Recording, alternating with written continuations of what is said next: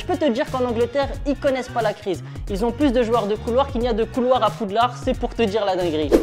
Salut et bienvenue dans ce nouvel épisode de l'Euro de Saïd sur Megafoot. Aujourd'hui, on va parler de l'Angleterre, le pays de naissance du football. La dinguerie, c'est qu'ils n'ont encore jamais gagné l'Euro, mais ça pourrait changer cette année avec une génération plus que royale. Et quand on s'intéresse au parcours de l'Angleterre en qualif, on voit qu'ils seront au rendez-vous. 7 victoires en 8 matchs, 31 buts, qualif totalement easy. Et en plus, ils ont la chance du terrain puisqu'ils joueront leur 3e poule à Wembley et potentiellement des demi-finales et la finale dans leur stade. L'occasion de gagner ce premier Euro à la maison. Alors, pourquoi l'Angleterre apparaît comme un outsider plus que crédible? Je vais te l'expliquer. Les travaux ont commencé en 2016 avec la nomination de Gareth Southgate puisqu'il entraînait les jeunes. Il a eu notamment sous son commandement Jadon Sancho, Ben Chilwell, Mason Mount ou Phil Foden qui a essayé de faire la même coupe que Paul Gascoigne. Et l'équipe a accumulé pas mal d'expérience ces dernières années, 4e au dernier mondial, 3e en Ligue des Nations. La team monte clairement en puissance et le bilan de Gareth Southgate est plus que pas mal. 32 victoires, 10 matchs nuls et autant de défaites. Je vous propose d'analyser ligne par ligne les points forts de cette équipe et on commence par le gardien, le goalkeeper. Alors oui, on taille souvent les Anglais sur leur gardien fatigué, mais cette année ça va. Jordan Pickford, qui était le titulaire à la Coupe du Monde 2018, devrait être de nouveau le numéro 1. Nick Pope, qui était titulaire lors des éliminatoires, s'est blessé au genou et ne devrait pas lui faire de l'ombre. Je voyais bien le jeune Dean Henderson faire de la concurrence à Pickford puisqu'il a fait une saison de folie avec Manchester United. Il a même réussi à mettre De Gea sur le banc à partir de la 29e journée où il a été remplaçant que 2 fois. Malheureusement, lui aussi s'est blessé et ne pourra pas faire partie de l'aventure. Il est remplacé par le gardien de Sheffield United, Ramsdale. Donc Pickford devrait être numéro 1 à l'aise. Passons à la défense. Et on dit souvent que dans le football moderne, le poste de latéral est en crise. Je peux te dire qu'en Angleterre, ils connaissent pas la crise. Ils ont plus de joueurs de couloir qu'il n'y a de couloirs à Poudlard, c'est pour te dire la dinguerie. T'es prêt? Ils ont Kyle Walker, Trippier, Shaw et la paire de Chelsea, Reece James, Ben Chilwell, et tout ça en ayant laissé Wan-Bissaka à la maison et avec le forfait de dernière minute d'Alexander Arnold. L'Angleterre pourra exploiter le jeu de côté avec des latéraux ultra offensifs. Le danger va venir littéralement de partout. Normalement, ce sera Walker et Trippier qui partiront à l'assaut dans ce 3-5-2 de Southgate. Mais attention, puisque le coach anglais a plus d'un tour dans son sac et il peut repasser facilement dans une défense à 4 qu'il a déjà testée. C'est d'ailleurs l'option qu'il a choisie face à la Croatie pour ce premier match et ça a payé.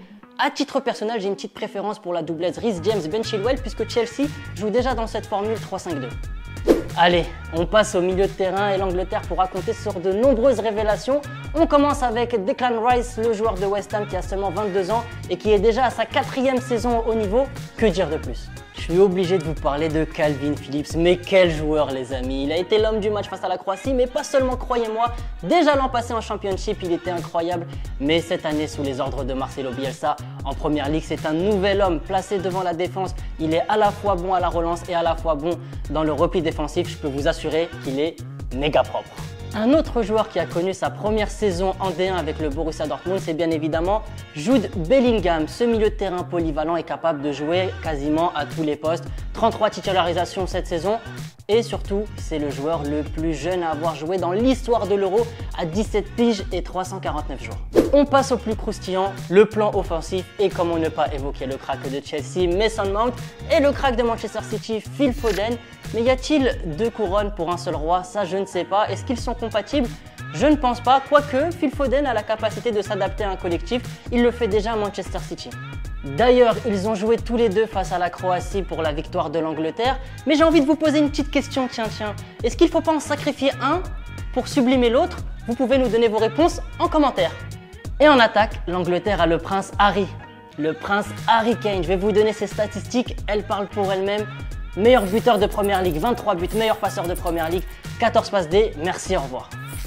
Harry Kane n'arrive pas à gagner de trophée avec les Spurs, mais avec l'Angleterre, ça peut être légèrement différent. Alors oui, ce n'est pas le joueur le plus charismatique de la Terre, mais il faut bien lui reconnaître qu'il a un leadership naturel sur le terrain. Et cette année, il peut peut-être ramener la coupe à la maison. Comme je vous le disais, les demi-finales et la finale se jouent à Wembley. Bref, tu l'as compris, l'Angleterre est une équipe de fous malades.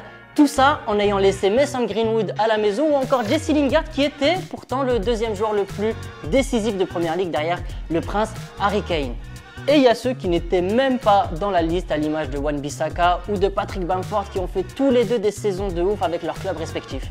On espère donc que la crème anglaise va prendre. Le derby du Royaume-Uni sera terrible. Bienvenue dans ce temps additionnel. Aujourd'hui, deux infos. On va revenir évidemment sur l'arbitre de la rencontre entre la France et l'Allemagne. Il a été catastrophique. Es una vergüenza, cabron, c'est pour te le dire dans ta langue. Mbappé qui se fait faucher par derrière comme s'il était au City. Rudiger qui tape un croc dans Paul Pogba comme si c'était un queugré. Et je ne vais pas tous les faire sinon le temps additionnel va vraiment durer 8 minutes comme dans le match. Abusé. Je pense que vous l'avez suivi, le Portugal a tapé la Hongrie 3-0 avec un doublé du GOAT Cristiano Ronaldo qui vient de s'offrir un nouveau record. Michel Platini avait marqué 9 buts en un seul euro. Bon, Cristiano Ronaldo, il lui en a fallu 5, mais il vient de dépasser le record avec 10 buts. C'est déjà fini, on va se quitter. Je ne suis pas comme l'arbitre de France-Allemagne. Quand c'est fini, mais n'ayez crainte, on se retrouve très vite pour une nouvelle vidéo. Salut!